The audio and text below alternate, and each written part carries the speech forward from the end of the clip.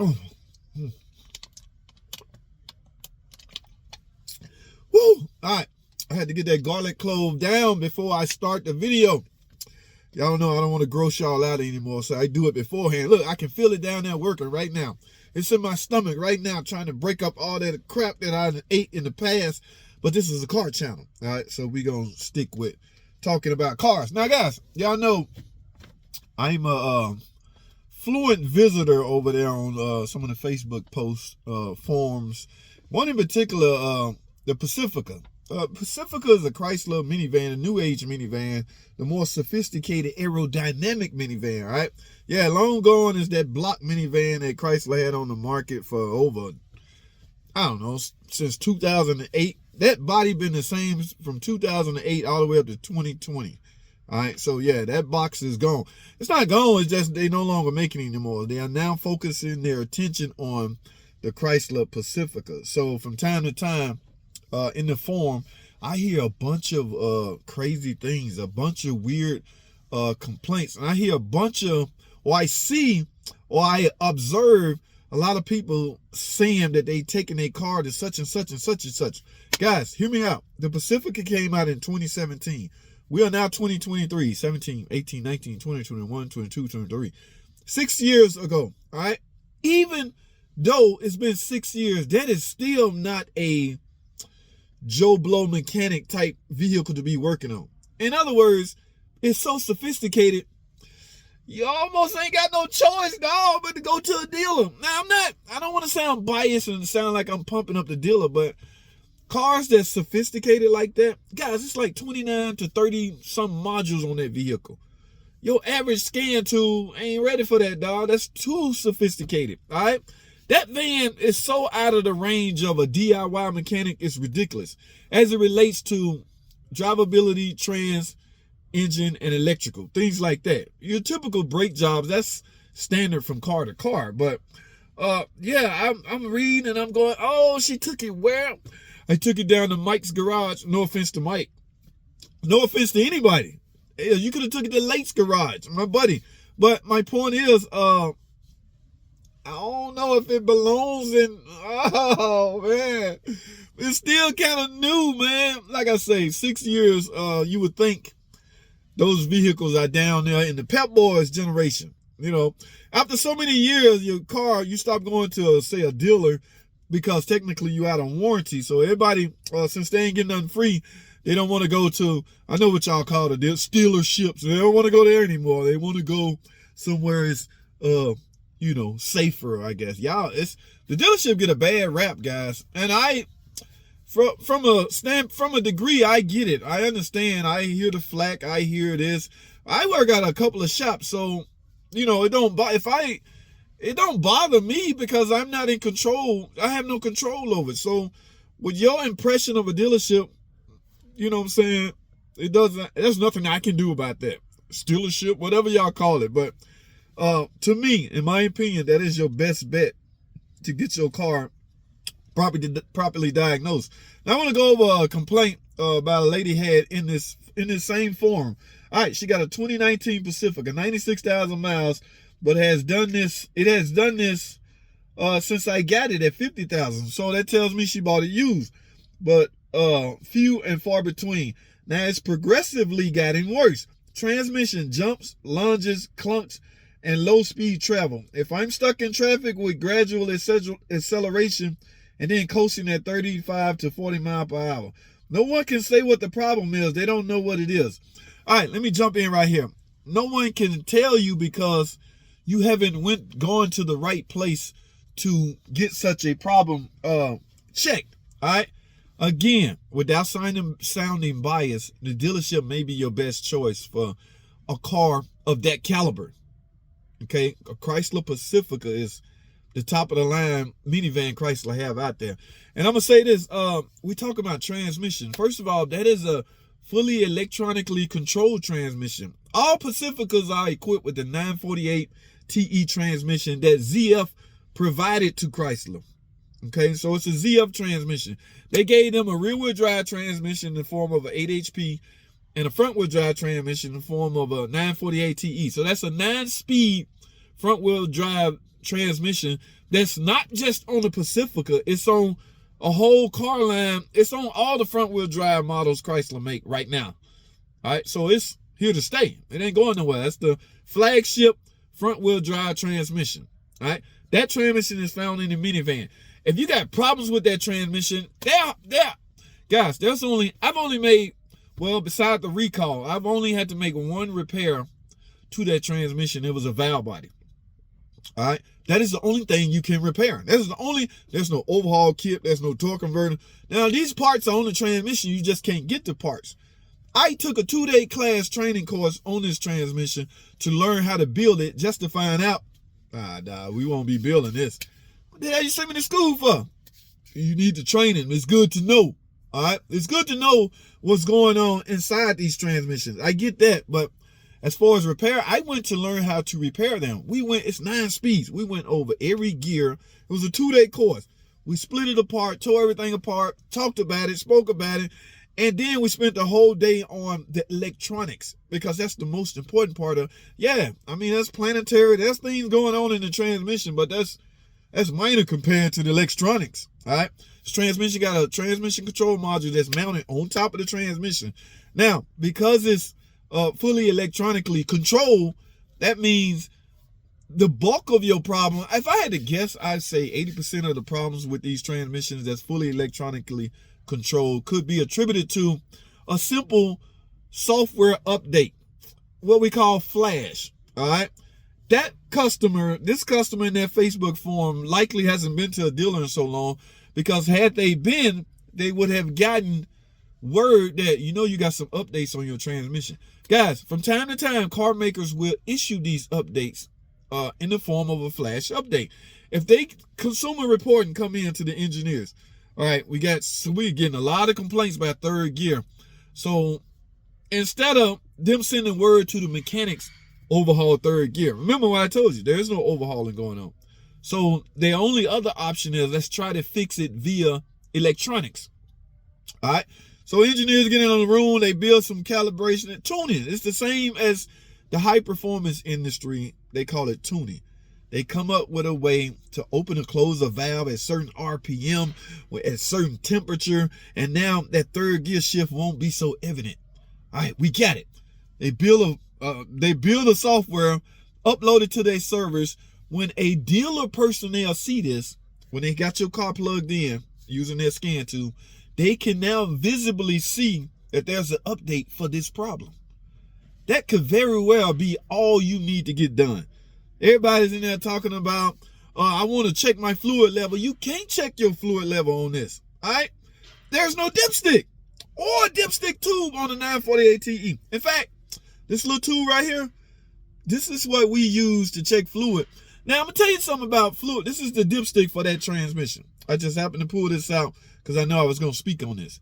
You can't get this back there. Do you know where this is at on that vehicle, on that minivan? It's all the way in the rear, and you got to take off a cap to even get back there. And what are you looking for? You trying to find out if the fluid level is okay? Technically, you can do that by verifying that there's no fluid leak. All right? We was told in the training center that if that transmission is bone-ass dry, no form of no signs of any leaks whatsoever, assume that it's still full from the factory.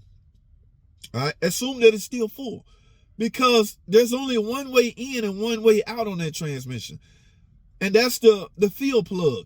Not counting the cooler lines. I mean, you can get in through that, but for the most part, if there's no leaks, you're still full. So people put a lot of stock into really, oh no, I need to know where my trans fluid level. And I get it. That's because in the past, that was a major factor in a lot of the transmission problem, was the fluid level. It still is. But times have changed. Parts have been eliminated.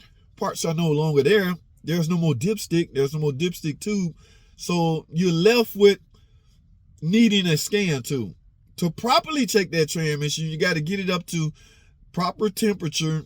You got to set it in gear. There's a whole bunch of things. You got to look at your scan tool or to verify the temperature of the temperature plays a major role in getting a properly transmission level reading. Okay. Yeah. So we stuck. Oh my goodness, I'm at 10 minutes. we limited, guys. The days of DIYing, doing it yourself. I'm looking in this room, people got all these high-end sophisticated cars in there talking about, how can I fix, I got a misfire, I replaced everything. Or my car doing such and such. What do y'all think I should do? And I'm reading the comments on what people think they should do. Oh my goodness, I cringe when you should do, no. I want to say, no, don't, no. Guys, hear me out for a second.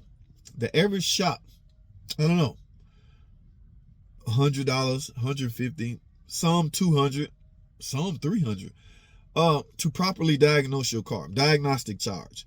All right, before you go out and spend $1,000 on a module that may not fix your car, why don't you invest $200? We'll round it out. Why don't you invest $200 of those dollars into a properly diagnostic test being done on your system? Okay. Now, granted, like I just said, because there's not many, your options are limited as far as your transmission getting repaired. So you're only left with a couple of options.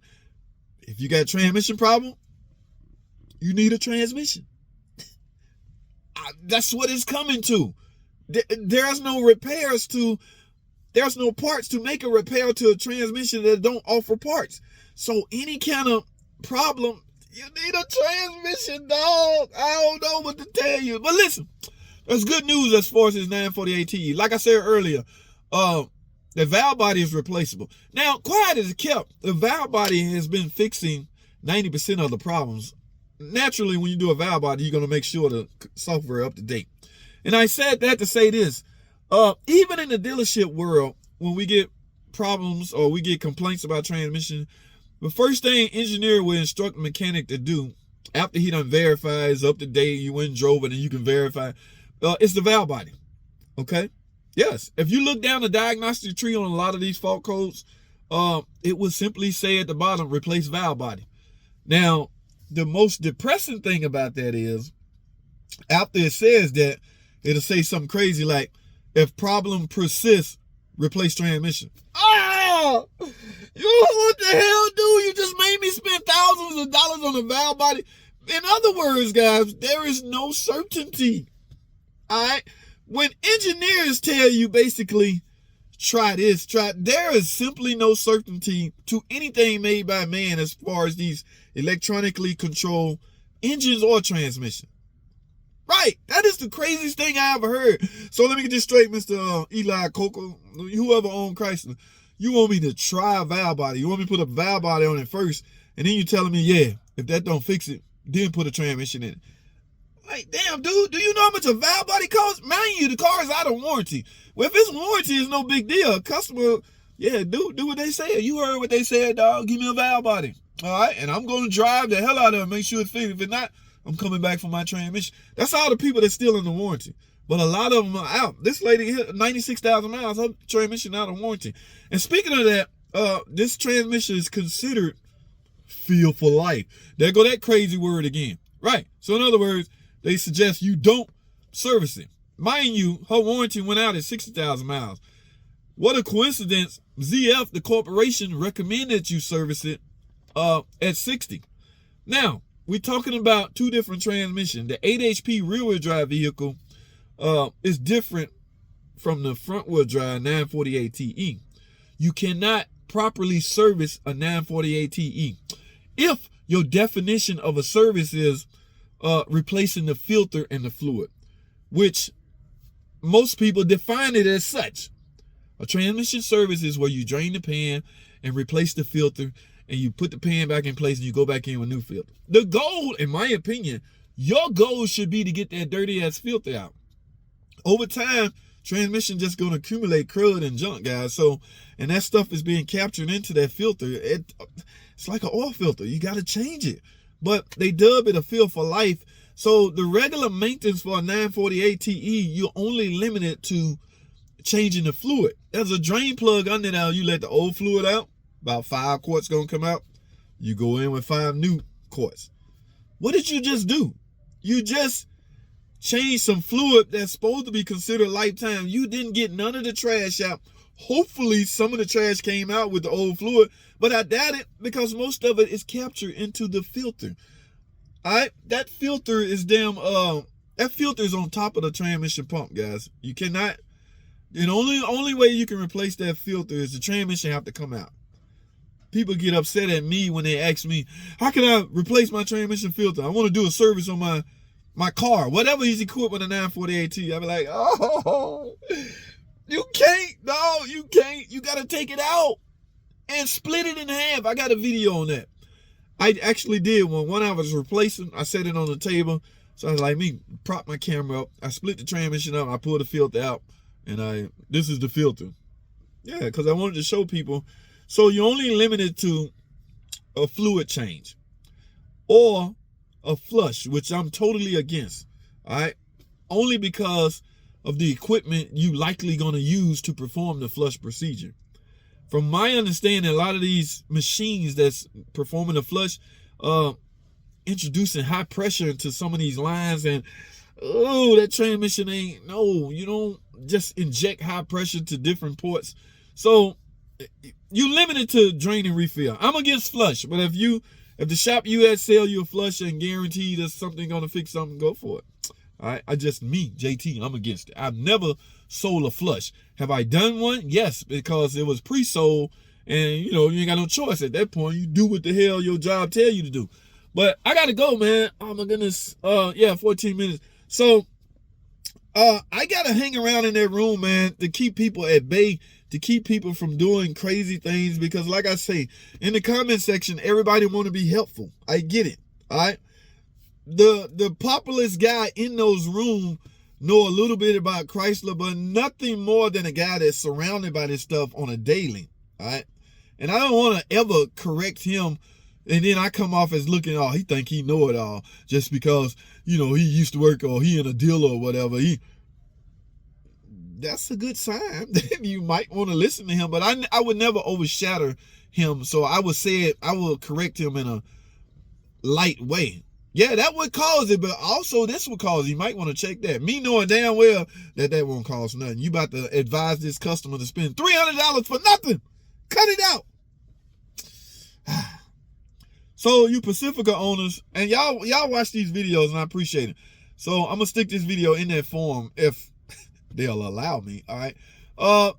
Once again, you're only limited to a drain and refill, and if you got shifting issues, stop being a butthole. Stop STEALERSHIP. Stop hating on the dealership. Take your car into the dealership. They're gonna scan it. First thing they're going to see, if there's update, you might have a gazillion. Remember what I told you, there's like 29 modules on that vehicle. All 29 of your modules may have an update on it. Engine, windows, AC, all this stuff is computer control, people. We living in a different era, all right? Long gone are the roll-up windows. I mean, electric windows been out for a while now. However, it is now monitored by a freaking computer. So if you hit your window switch and that window don't go down, it ain't the switch, dog. Some might be some in the computer. In other words, you got to have a device that will monitor such and inform the proper authorities on what you may need, where to take the diagnosis. Mechanics are dependent on a trouble code to put them in the right direction. No, a trouble code is not going to tell you. There's no such fault code that says replace window switch. There's no fault code. P0306 says I need a window switch. No, it's going to say shorten the window. You need to diagnose it. Okay. So a lot of mechanics rely on a fault code to bail them out. In essence, all a fault code do is help put you in the right direction. All right. It kills me, or I cringe when I hear people say, yeah, I ran the code and they say my O2 sensor was bad. How the hell? There's no such code as O2 sensor bad. Yeah, it told me my O2 sensor bad and I replaced them all. That's not what it told you. It told you got a problem with this O2 sensor. Which one do you replace? I did the one up front. See, 1-2 stands for bank 1 downstream. And you replace, that's what I'm saying, guys. Just because a name is called out in a trouble code does not mean you need to replace that name that was called out in the trouble code.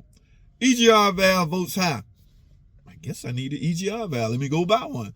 Hey, JT, is my light still on? Yeah, the computer told me my EGR was bad, so I put one on it. What the computer say, dog? It said EGR volts high. You could have an open circuit. My point is, sometimes we gotta earn this pay. Sometimes you gotta be a mechanic. All right. A code reader, oh my goodness. A code reader is just that. A code is just that. And with the event, let me finish this off by just saying this. The issue with the fault codes is if you're using a little code reader, you're only limited to P codes, okay? That's standardized by the industry. Car makers have to display that information. Any code that will affect emissions, you have the right to know. So car makers, if y'all building cars, make sure those $5 scanners can at least read the P codes that's related to emissions. All right, so that's allowed, but they ain't got to tell you what codes in the transmission. Now, if your transmission set a code that will affect emission, just say if you stuck in second gear, yeah, that means there's a chance you're polluting out of the tailpipe because your engine is now revving up. So technically, you're affecting emission. So technically, that car maker got to tell you what that code is. So you can pull trouble codes out of the All right, so you can pull trouble codes out of the computer via that way. My time ran out, guys.